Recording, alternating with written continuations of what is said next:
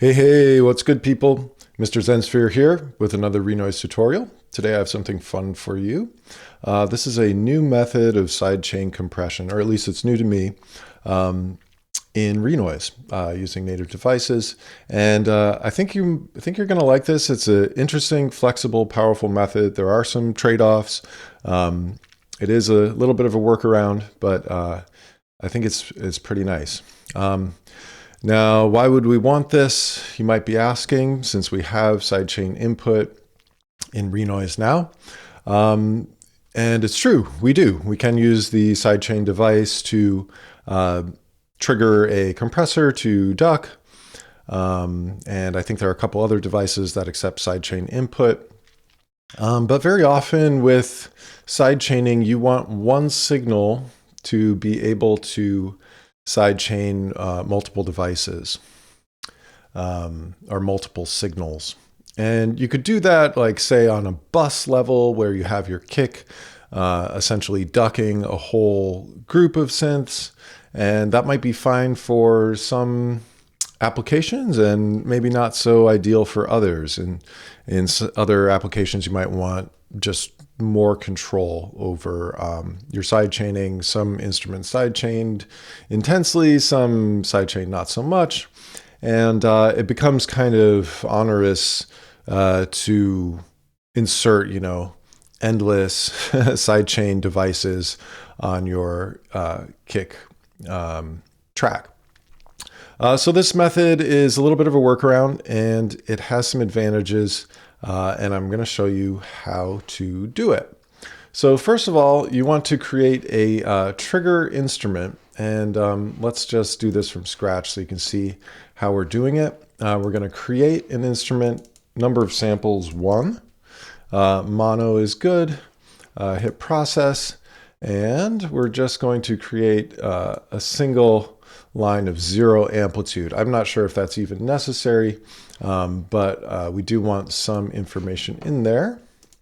And I'm going to key zones here, and I'm disabling velocity to volume and disabling key to pitch. And I'm going to turn the volume all the way down, so we'll hit negative infinite because we're just using this as a MIDI trigger. And I'm going to go ahead and rename this trigger.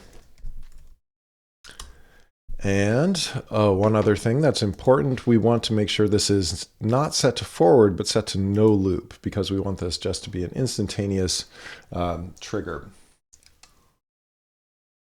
I guess it doesn't really matter because we're just using the MIDI information from it, but still, we'll just turn the looping off. Okay, so now we've got our trigger set up, our MIDI trigger set up.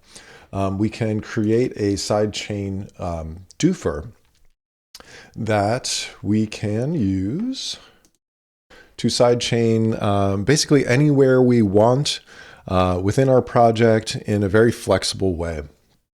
So the first thing we're going to do is create a key tracker, and then we'll create an LFO, and then we'll create a compressor. Now, the key tracker, we'll set this to accept only input from instrument 1, which is this trigger instrument.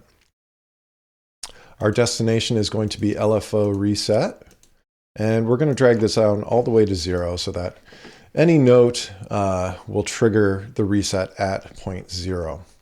So now you see if we have our, oh, well, actually we can't look at it yet because it's, we can't bring trigger onto this track, but that's okay. We're going to go to custom LFO, and we'll go to 1 shot, and let's turn the amplitude all the way up and our offset to 0, and frequency, let's do 16 lines per cycle. And then we'll set our destination for the LFO to be compressor threshold.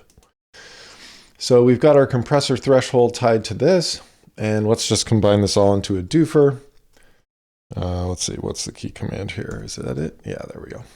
Okay, so we've got this in a doofer, and then we can drop this wherever we want. We could assign macros to different parameters here, and in fact, that's exactly what I've done. But this is kind of the bare bones of the device if you want to create it yourself. So let's pull an instrument up on this channel. Pull a pad up, whatever. It doesn't matter what it is. Okay, so we got a thing.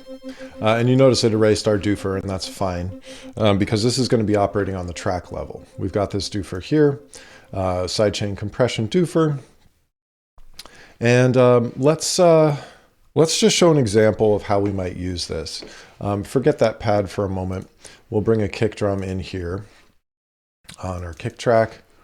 Oops, sorry.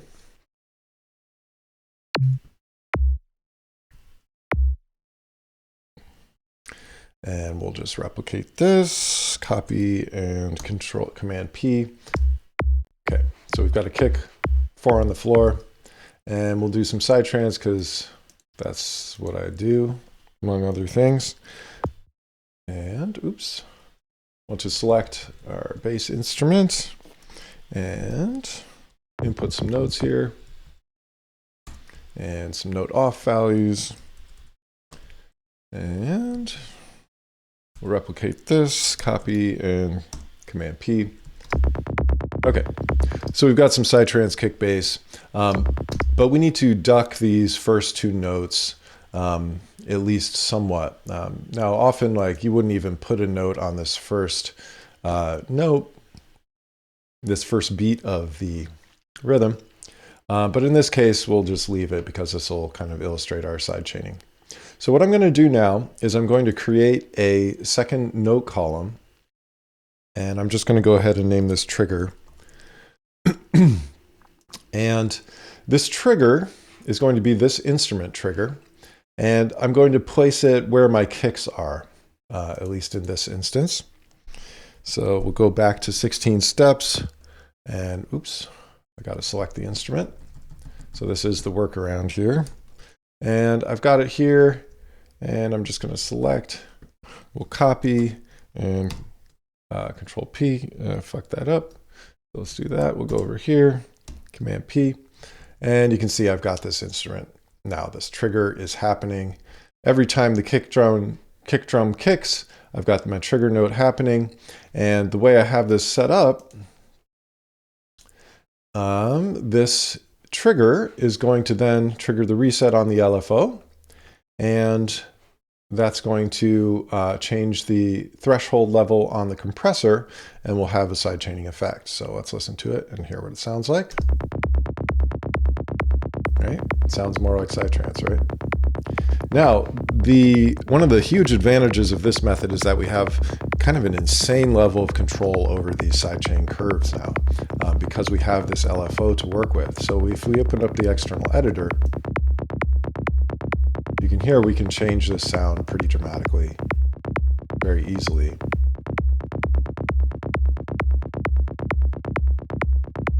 And you can, of course, do, unconventional things,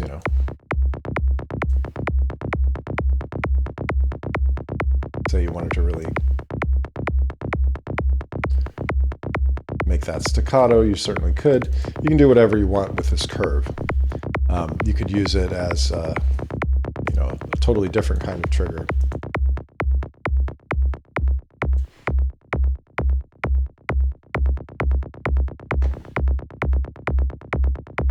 Right. But let's go back to kind of a standard sidechain curve here.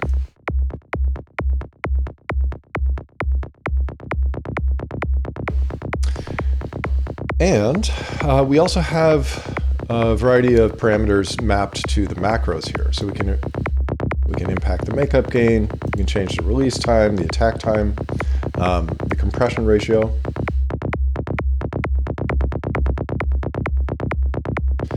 So we have various ways of massaging the sound. We can change the lines per cycle.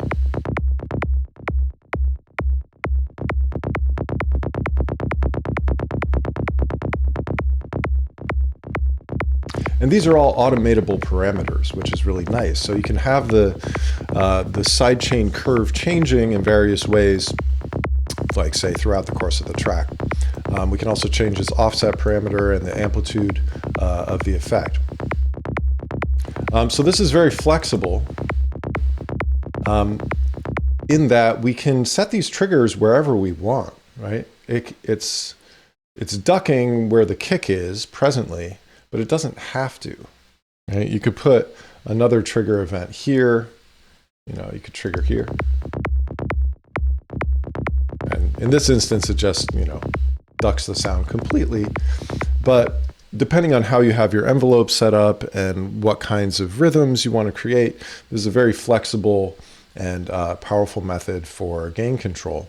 You can also take this one-shot mode off and then have it be a repeating cycle of whatever lines per cycle you want. Usually I'll just input it here. We'll go to 12. And let's turn this off.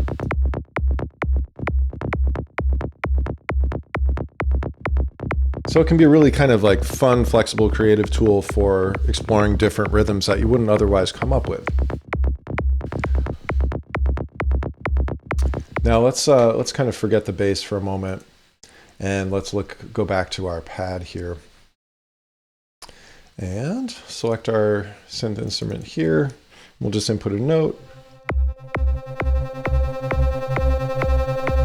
Okay. And let's create a second note column for our trigger. And let's just stay with the kick for now. But again, you understand you can do whatever you want in terms of a rhythmic pattern using this technique. And let's get into our envelope and let's change this envelope. So let's do something completely different. Let's do like a...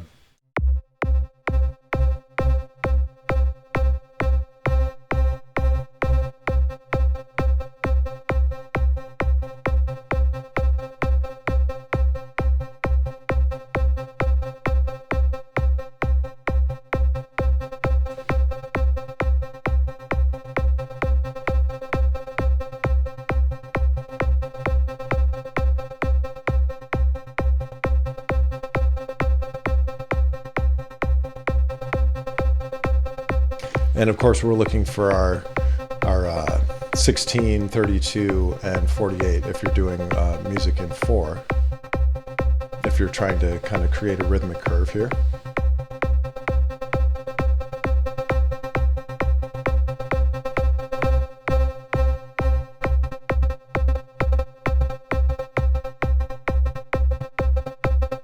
Let's change this to 12.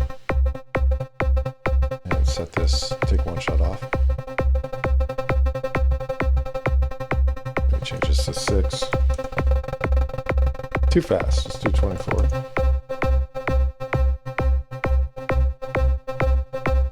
And let's go 18. As you can see, it's,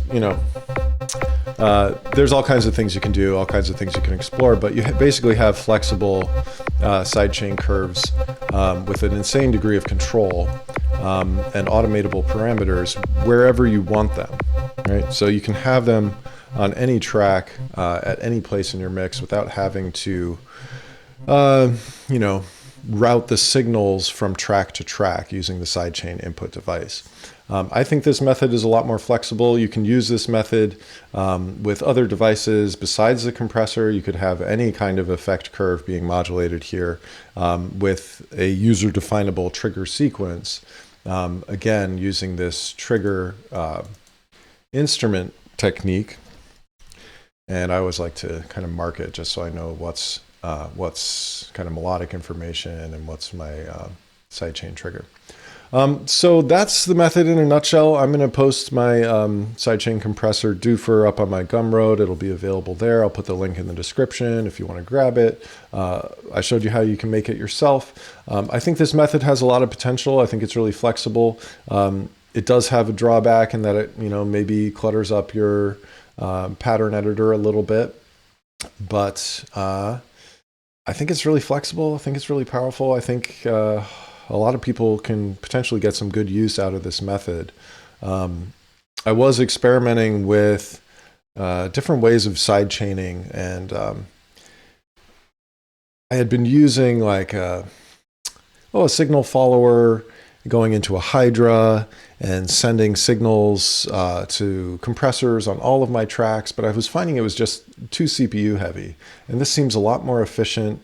It's kind of self-contained in that the input is on the track itself. It's flexible, so you can have it, you can have instruments ducking just the kick or just the snare or really any rhythmic pattern that you want. Yeah, I just wanted to share this with the community. I came up with it yesterday and I was excited about it, so I wanted to share with you guys. Try it out. Let me know what you think. Hit me up in the comments below. Let me know if you have any suggestions for future videos or, whatever the hell people do on YouTube, all that stuff. Anyway, keep on being awesome. Make lots of music. We'll catch you next time. Peace.